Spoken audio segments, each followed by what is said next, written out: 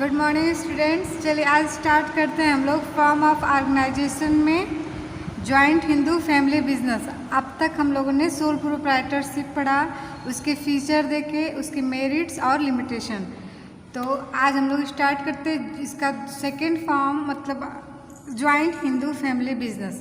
ध्यान दीजिए, ये इसमें कह रहा है कि it is a refers to a form of organization wherein the business is owned and carried on by the members of the Hindu undivided family। इसको HUFB कहते हैं, इसका फुल फॉर्म होता है Hindu undivided family. It is governed bye Hindu law. The basis of membership in the business is birth in a particular family and three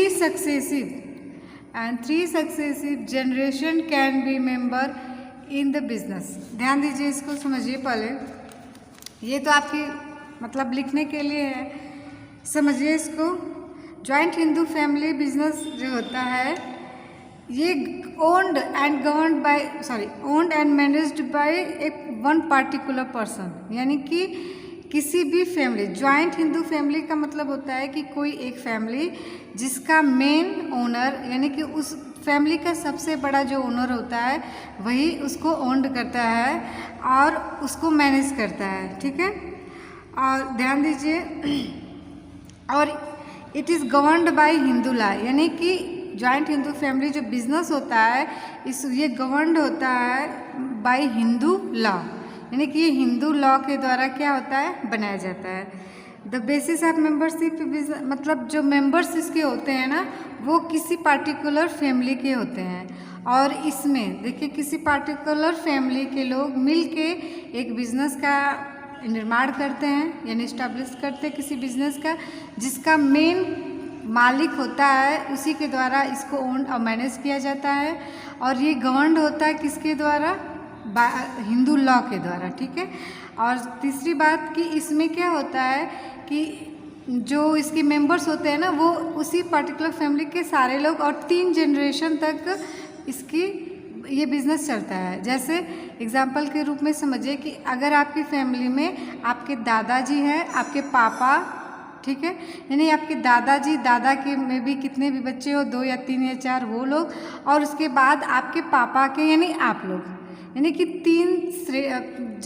एक generation में जो 3 generation होती है उस समय वो लोग उसके मेंबर होते हैं, उन्हीं में उस बिजनेस के जितने भी शेयर होते हैं वो डिवाइडेड होते हैं, ठीक है।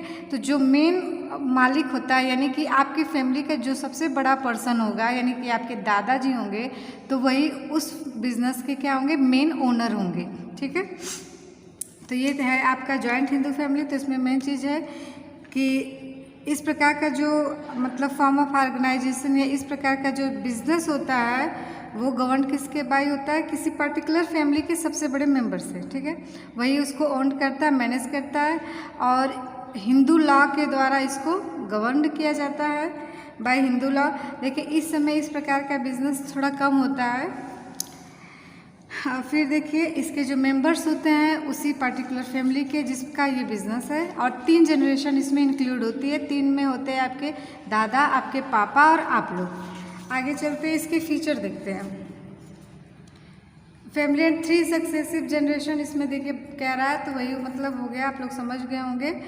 अब देखिए फीचर, यानी कि जॉइंट हिंदू फैमिली बिजनेस के फीचर क्या हैं, इसकी विशेषताएं क्या है। तो देखिए दिया इसको फॉर्मेशन, पहला हेडिंग सोल प्रोप्राइटरशिप में था फॉर्मेशन एंड क्लोज, इसमें फॉर्मेशन। तो फॉर्मेशन में क्या होता है, फॉर्मेशन मतलब कैसे इसको बनाया जाता है, यानी बिजनेस ही कैसे स्टार्ट करते हैं ना, कैसे स्टेब्लिश करते हैं। तो देखिए इसका होता है, for a joint of Hindu family business there should be at least 2 members in the family and ancestral property to be inherited them.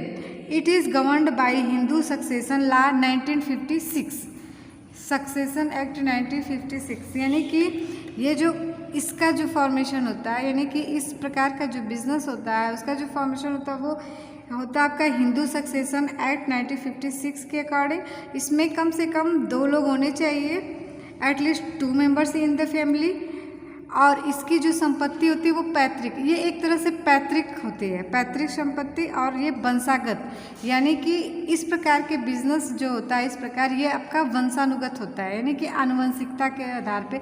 जैसे आपके पापा के बाद वो बिजनेस आपके दादा के बाद वो बिजनेस आपके पापा का हो जाएगा, आपके पापा के बाद आपका होगा, फिर ऐसे जब तक आपका बिजनेस चलता रहेगा ये क्या होता जाएगा, पीढ़ी दर पीढ़ी चलता जाएगा। ठीक है।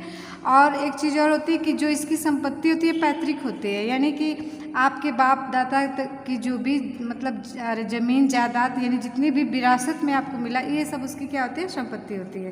ठीक है। देखिए इसमें दिया एंसेंट्रल प्रॉपर्टी मतलब जो पैतृक संपत्ति होती है। पैतृक संपत्ति आप लोग समझते हैं, अगर आपकी पैतृक संपत्ति मानी जाए तो आपके बाप दादा की जो संपत्ति होती है उसको पैतृक संपत्ति मानता है। इनहेरिटेड देम मतलब क्या होता है, इनहेरिटेड का मतलब होता है वंशानुगत, मतलब जो वंशानुगत बिजनेस आपके यहाँ चला आ रहा है। जैसे आप लोग कहते हैं ना कि ये जो व्यवसाय है मेरे मतलब दादा के दादा भी करते थे। जैसे हम लोग के यहाँ खेती करना क्या है, वो हम लोग की विरासत में मिला है। ठीक है ना। हमारे पूर्वज भी खेती करते थे, हमारे बाप दादा भी, सब लोग कहते, तो ये सब इस प्रकार की जो भी होते हैं इसको हम कहते हैं वंशानुगत या पैतृक संपत्तियाँ। पैतृक संपत्ति का मतलब होता है कि जो आपके बाप दादा की है और जो बिजनेस मतलब पीढ़ी दर पीढ़ी आ रहा है उसे हम कहते हैं वंशानुगत। ठीक है ना। तो ये आपको आई होप समझ में आ गया होगा। मेन चीज़ याद रखिएगा कि इसमें कम से कम कितने लोग होने चाहिए, there should be at least 2 members in the family, मतलब फैमिली के 2 मेंबर्स होते हैं। And ancestral property to be inherited. Ancestral property मतलब आपकी पैतृक संपत्ति जो पैतृक संपत्ति क्या होती है, जो वंशागत तरीके से आपके पास आती रहती है। ठीक है ना। Bye them it is governed bye Hindu succession act 1956। ठीक है। अब आगे चलिए, लायबिलिटी देखिए इसकी क्या होती है। फॉर्मेशन तो समझ में आ गया, अब आपकी है लायबिलिटी।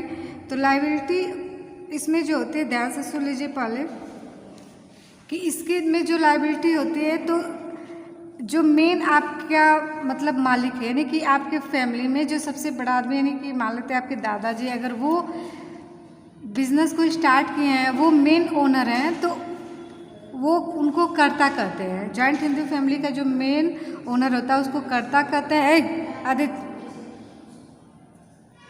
उसको कर्ता बोलते हैं। और भी जो लोग फैमिली के लोग उनके साथ मिलजुल के कार्य करते हो उनको बोलते हैं आप कोपेरेंसी। कोपेरेंसी मतलब जो लोग सहायता करते हैं, वो लोग मालिक नहीं होते। ठीक है। तो देखिए जो मेन ओनर यानी जो कर्ता होता है उसकी लायबिलिटी तो अनलिमिटेड होती है। ठीक है। यानी कि कर्ता की जो लायबिलिटी होगी वो अनलिमिटेड होगी, क्योंकि जब भी लॉस होगा तो उसकी पर्सनल संपत्ति को क्या किया जाएगा, जब्त किया जाएगा। लेकिन और बाकी जो मेंबर है ना, आपके दादा के बाद मान लीजिए आपके पापा और चाचा हैं, ये लोग जो मेंबर होते हैं, को पेरेंट्स होते हैं, वो क्या करते हैं, वो अपने शेयर के अनुसार उनका लायबिलिटी होती है। मतलब जितने % शेयर के वो ओनर होंगे उतने % उनकी लायबिलिटी होगी, यानी कि उनकी लायबिलिटी लिमिटेड होती है जो कोपेरेंसी होते हैं, और जो कर्ता होता है मेन मालिक उसकी जो लायबिलिटी होती है वो अनलिमिटेड होती है। तो ध्यान से देख लीजिए इसको, liability of all members except the karta is limited to their share of coparcenary property of the business. The karta however has unlimited liability. I hope आप लोग को ये पॉइंट समझ में आ गया हो। आगे चलते हैं, हम लोग देखते हैं कंट्रोल। कंट्रोल में देखिए हम लोग कल ही बताए, कंट्रोल में जब भी आएगा तो हमारा रहेगा डिसीजन मेकिंग। तो ध्यान दीजिए कि the control of the family business lies with the कर्ता। मतलब जाहिर सी बात है कि जो ओनर है वो क्या करता है, वो लाइज विथ द कर्ता, मतलब वही कंट्रोल करता है। His decision are binding on other members. उसका जो भी डिसीजन होता है उसके लिए सभी मेंबर्स क्या होते हैं, यानी कि जो कंट्रोल होता है इस प्रकार का बिजनेस का वो किसके द्वारा होता है, कर्ता द्वारा। और जो भी उसके मेंबर होते हैं वे अब कर्ता के डिसीजन को क्या करते हैं, मानते हैं। अब चलिए चौथा फोर्थ है इसका, फोर्थ फीचर इसका कंटिन्यूटी। ध्यान दीजिए कंटिन्यूटी क्या होती है। कंटिन्यूटी मतलब होता है कि जो बिजनेस है उसकी निरंतरता, मतलब वो कब तक चलता है। तो इसमें देखिए होता क्या है कि हम बताएं कि इसमें एक मेंबर तो है नहीं, जैसे मेन एक है लेकिन 3 जनरेशन इसमें इंक्लूड है। तो इसमें क्या होता है कि अगर मान लीजिए जो ओनर है उसकी डेथ हो जाती है तो ऐसा नहीं है कि बिजनेस ख़त्म हो जाता है। उसके बाद यानी कि मान सपोज दैट अगर आपके दादा हैं तो अगर उनकी डेथ हो गई तो उसके बाद अगर आपके पापा सबसे बड़े हैं उनके बेटे में तो उनको वो पदवी चली जाती है, यानी कि अब वो नेक्स्ट कर्ता बन जाते हैं, यानी ओनर बन जाते हैं। ठीक है, याद रखिएगा जॉइंट हिंदू फैमिली का जो हेड होता है उसे कर्ता कहते हैं। ये बहुत इंपॉर्टेंट क्वेश्चन है आप लोग के लिए। तो देखिए इसमें दिया है, तो इसकी जो कंटिन्यूटी होती है वो सोल प्रोप्राइटरशिप के अपेक्षा यानी उसके टुवर्ड्स अधिक होती है। ठीक है ना, क्योंकि अगर मतलब फैमिली में होनहार लोग होते गए, बिजनेस को संभालते गए तो ये बिजनेस पीढ़ी दर पीढ़ी क्या होता है, चलता रहता है। तो देखिए दिया है कंटिन्यूटी में, the business continues even after the death of karta as the next eldest member takes of the position of karta. हम बोले ना कि नेक्स्ट एल्डेस्ट मतलब जो कर्ता अगर वो डेथ कर गया तो उससे बड़ा मतलब उसके बाद जो सबसे बड़ा आपकी फैमिली में है वो कर्ता की पोजीशन को क्या करता है, ले लेता है। 5th है आपका देखिए minor member it can also be member of business. अब मेरिट देखिए, मेरिट समझिए, मेरिट इसके क्या होते हैं। अब तक हम लोगों ने पढ़ा क्या क्या चीज़, फीचर पढ़ा। फीचर में कितने पॉइंट थे आपके देख लीजिए, पहला है फॉर्मेशन, दूसरा है लाइबिलिटी, तीसरा है कंट्रोल, चौथा है कंटिन्यूटी, पांचवा है आपका माइनर मेंबर। अब हम चलते हैं मेरिट में, यानी कि जॉइंट हिंदू फैमिली के बिजनेस के क्या मेरिट्स हैं, मेरिट्स या एडवांटेज, यानी कि मेरिट्स क्या है और एडवांटेज क्या है। तो अब देखिए पहला इसका सबसे इफेक्टिव कंट्रोल, इसका इफेक्टिव कंट्रोल देखिए दिया है कि the karta has absolute decision making power. देखिए कह रहा है कि karta has absolute decision making power, this also leads to promote and flexible decision making.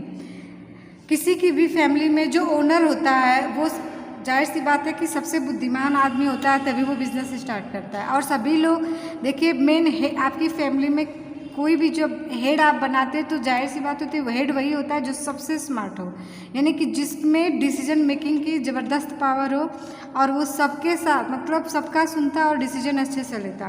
तो जॉइंट हिंदू फैमिली में क्या होता है कि इफ़ेक्टिव कंट्रोल होता है, क्योंकि जो कर्ता होता है उसके अंदर डिसीजन मेकिंग लेने की एब्सोल्यूट क्षमता, यानी कि डिसीजन मेकिंग में वो बहुत अच्छा होता है। और this also lead promote and flexible decision making. और जानते हैं इसमें क्या होता है कि फ्लेक्सिबल डिसीजन मेकिंग का मतलब होता है कि समय से अपना डिसीजन हम चेंज भी कर दें। जैसे ये नहीं है कि कोई नियम बना दे और उसी नियम को उसी रूल को एकदम फॉलो करना स्ट्रिक्टली।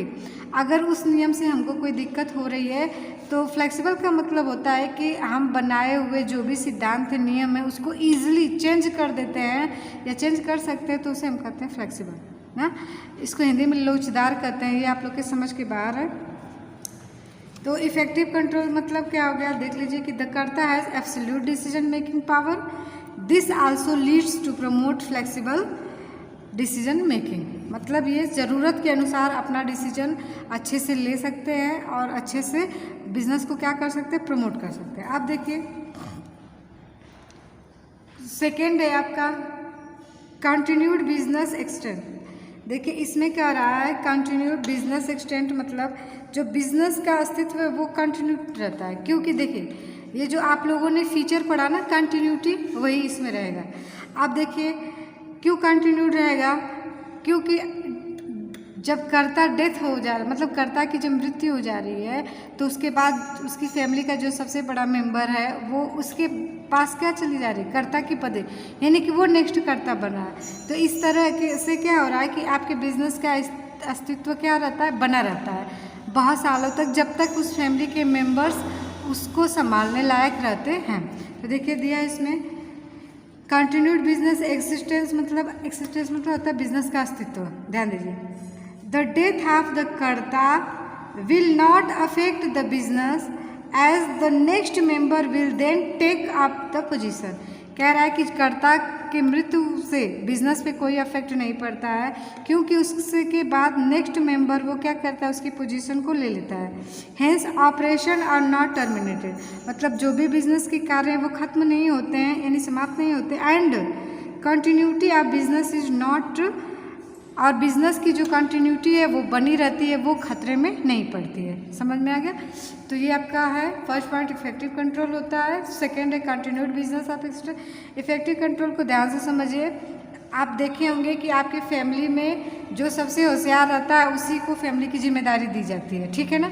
अगर फैमिली में कई मेंबर है, अगर किसी में कोई कमी है तो हम उसको आसानी से, हम जरूरी नहीं होता है कि जो सबसे बड़ा है, देखिए अगर किसी मतलब आप ही के घर में अगर पापा के आपके 3 बच्चे, तो जाहिर सी बात है जो बच्चा सबसे होनहार रहता है उसी को विरासत मिलता है, ठीक है ना। तो इसीलिए यहाँ पे इफेक्टिव कंट्रोल होता है, क्योंकि कर्ता के अंदर क्वालिटी होती है, तभी सब लोगों ने उसको चुना होगा। कंटिन्यूड बिजनेस एक्सटेंस का मतलब कि कर्ता के बाद जो सबसे बड़ा होता है वो ले लेता है। थर्ड है आपकी लिमिटेड लायबिलिटी। थर्ड जो मेरिट है लिमिटेड लायबिलिटी। तो देखिए लिमिटेड लायबिलिटी में क्या होता है, लिमिटेड लायबिलिटी ऑफ मेंबर्स, जो मेंबर्स होते हैं जॉइंट हिंदू फैमिली के, कर्ता को छोड़कर उनकी जो लायबिलिटी होती है वो लिमिटेड होती है। देखिए the limit liability of the all coparcenary, coparcenary मतलब उस फैमिली में कर्ता के अलावा जितने लोग बिजनेस में इन्वॉल्व है उनको हम कहते हैं coparcenary. Except the karta is limited, is limited to their share in the business. सब लोग अपने शेयर के अकॉर्डिंग क्या होते हैं, लायबल होते हैं। यानी कि सपोज दैट अगर आप अपने फैमिली बिजनेस के 20% शेयर के ओनर हैं, तो आप जब भी लॉस होगा तो आप उस लॉस के 20% के लिए लायबल होंगे, आपकी लायबिलिटी अनलिमिटेड नहीं होगी। लेकिन जो मेन ओनर होगा उसकी लायबिलिटी क्या होगी, अनलिमिटेड होगी। आप देखिए increased loyalty and cooperation. Increased loyalty, देखिए इस प्रकार की जो ज्वाइंट हिंदू फैमिली बिजनेस होते हैं इसमें लॉयल्टी क्या होती है, बढ़ती है, और कोऑपरेशन यानी कि फैमिली मेंबर्स जो कि अपने होते हैं सब लोग एक दूसरे के प्रति वफादार और क्या होते हैं, सहायक होते हैं। होता है ना कि फैमिली बिजनेस है तो सब लोग मिलजुल के काम करते हैं क्योंकि सभी लोग अपने होते हैं। तो ये देखिए दिया है कि since the business is run by the members of a family there is a greater sense of loyalty towards the other. जाहिर सी बात है कि फैमिली के मेंबर्स अगर मिलजुल के काम करते हैं, उसमें कोई बाहरी नहीं है, तो सब लोग समझते हैं कि ये अपना परिवार है, तो उसके प्रति वो क्या होते हैं, अधिक लॉयल होते हैं, ठीक है, और एक दूसरे के सहयोगी होते हैं। इससे आपका बिजनेस क्या करता है, इंक्रीज करता है। आप जल्दी से देख लीजिए आप लोग लिमिटेशन। आई होप आप लोग को समझ में आया हो। अब लिमिटेशन में देखते हैं।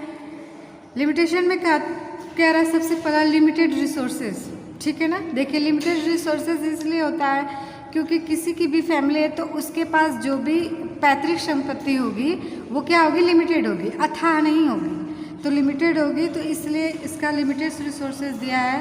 ध्यान दीजिए, it business faces the problem of limited capital as it depends mainly on essential property.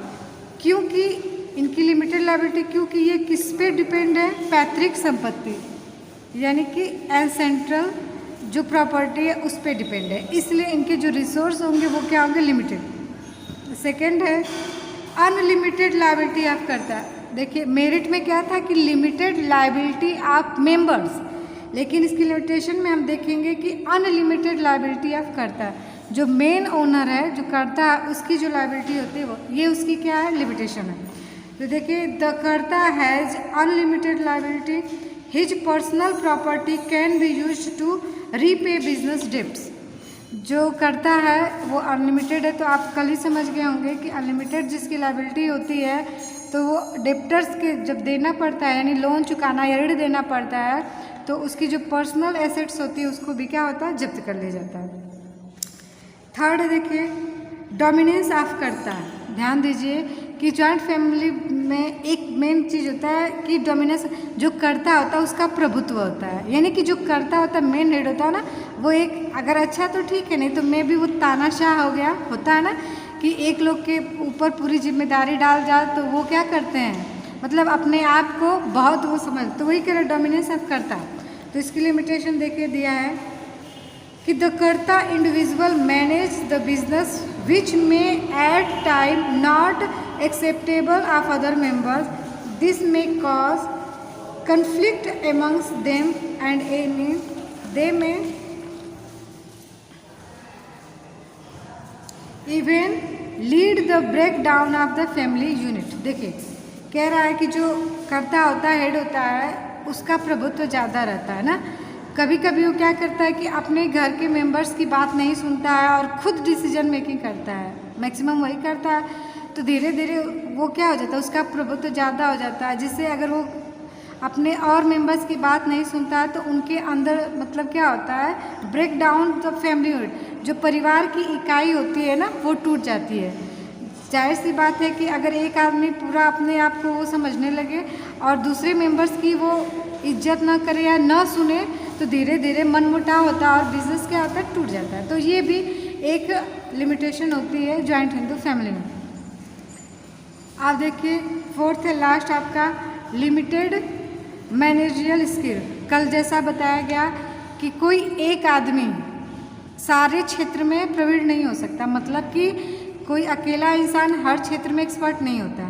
तो चूँकि कर्ता ही सब कुछ देखता है ना, तो कर्ता ऐसा नहीं हो सकता कि वो हर क्षेत्र में एक्सपर्ट हो, जो भी डिसीजन है वो सही। देखिए दिया इसमें कि सिंस द कर्ता can not be an expert in all areas ना, मतलब हम जानते हैं कि कोई भी में एक आदमी पर्टिकुलर पर्सन हर क्षेत्र में एक्सपर्ट नहीं हो सकता। एरियाज ऑफ मैनेजमेंट, यानी कि मैनेजमेंट में एक्सपर्ट नहीं हो सकता। The business